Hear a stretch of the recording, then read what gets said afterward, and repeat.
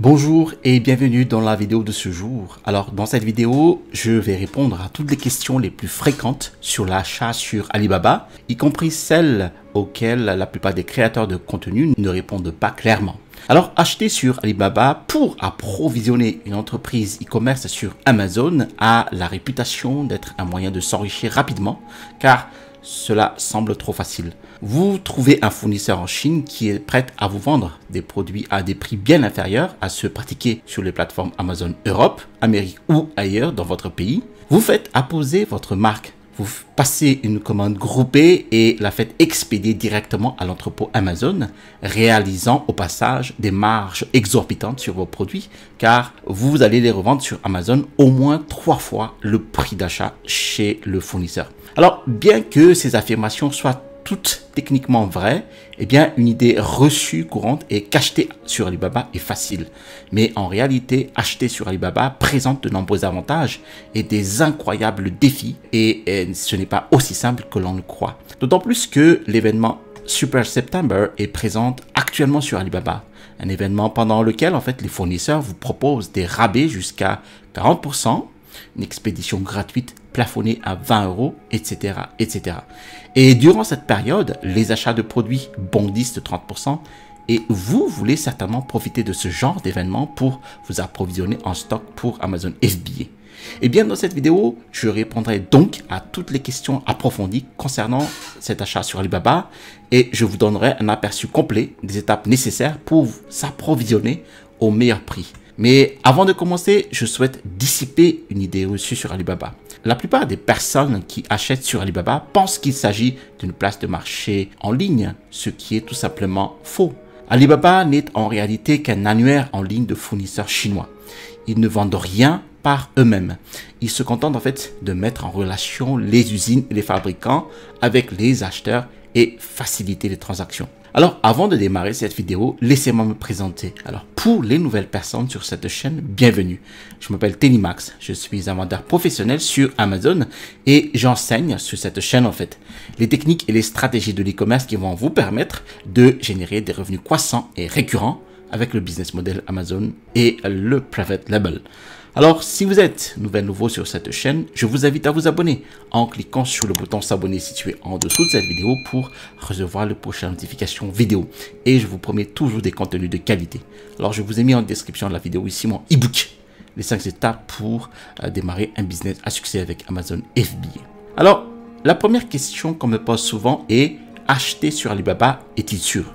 Alors, c'est une question piège car cela peut être sûr si vous êtes prudent et suivez tous les protocoles de sécurité que je vais vous expliquer dans cette vidéo.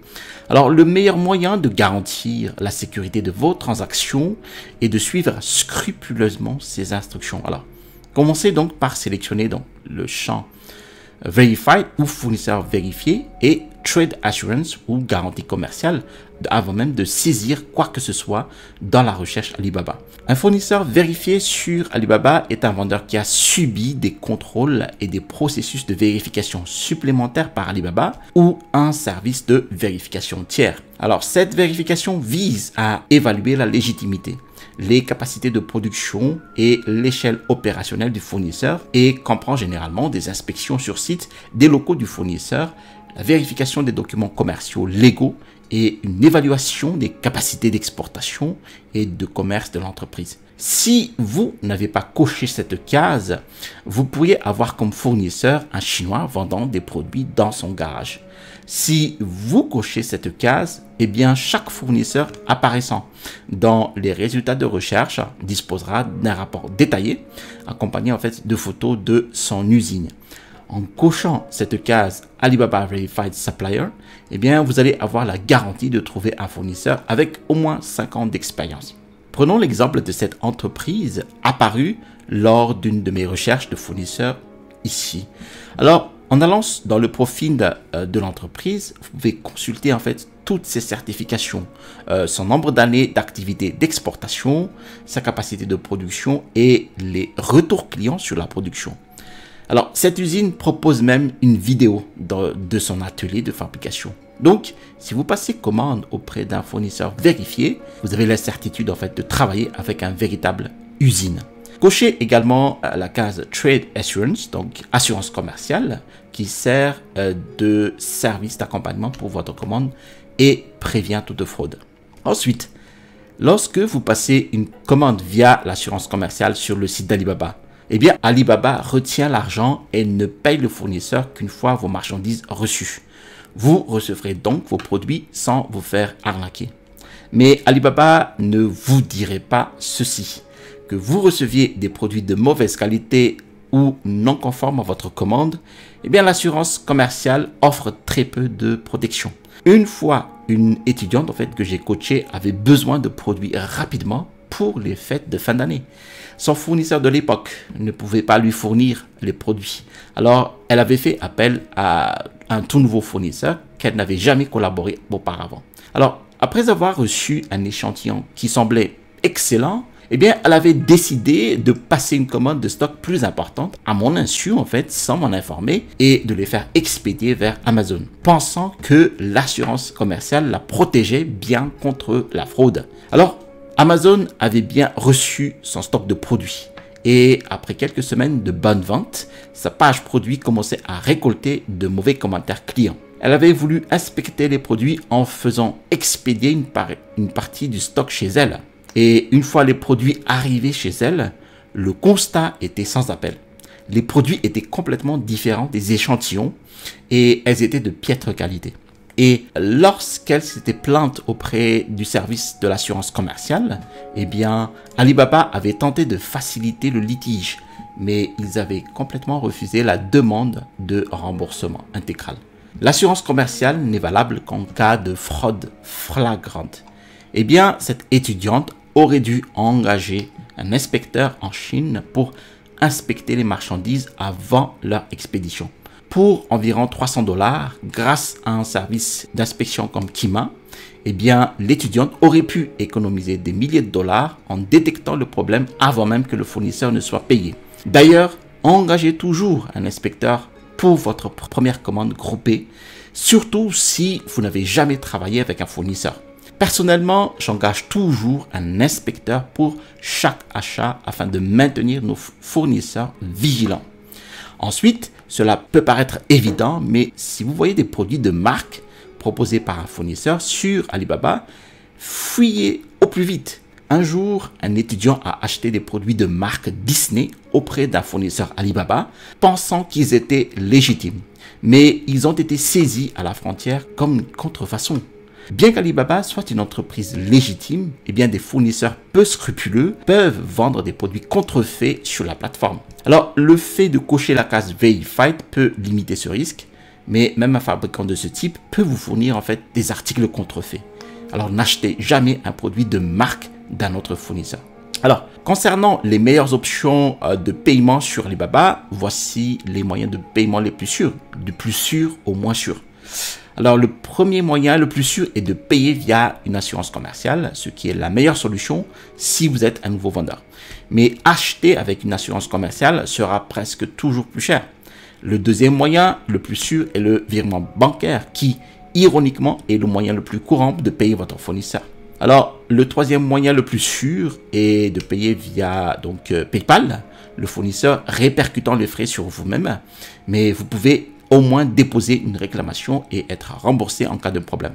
Enfin, le moyen le moins sûr est de payer via Western Union.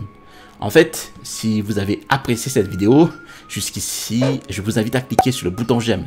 Ceci aide cette vidéo à être plus visible et à aider plus de personnes de la communauté YouTube.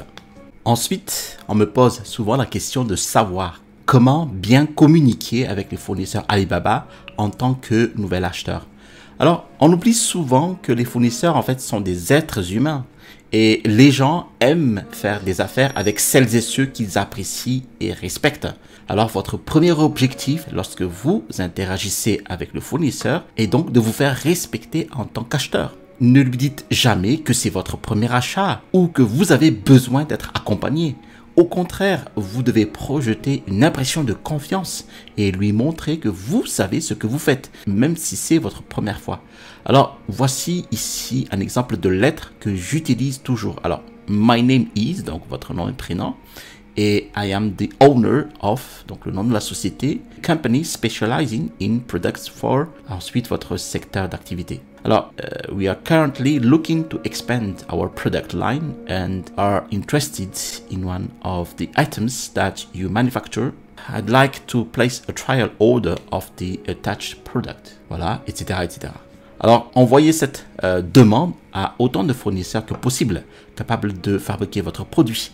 Et dès que vous aurez reçu des réponses, demandez à acheter un échantillon.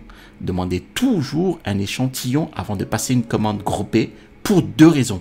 Premièrement, vous devez savoir ce que vous achetez. Et deuxièmement, vous souhaitez en avoir un à remettre à votre inspecteur afin qu'il sache ce qu'il doit vérifier.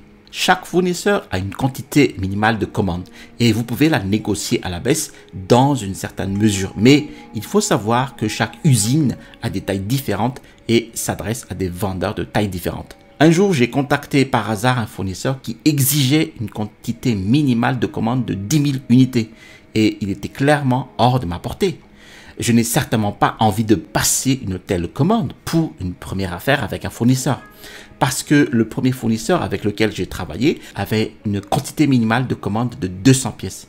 Et si vous trouvez que la quantité minimale de commandes d'un fournisseur est bien trop élevée, eh bien il est probablement hors de votre portée. Alors cela dit, la quantité minimale de commandes est toujours négociable dans une certaine mesure.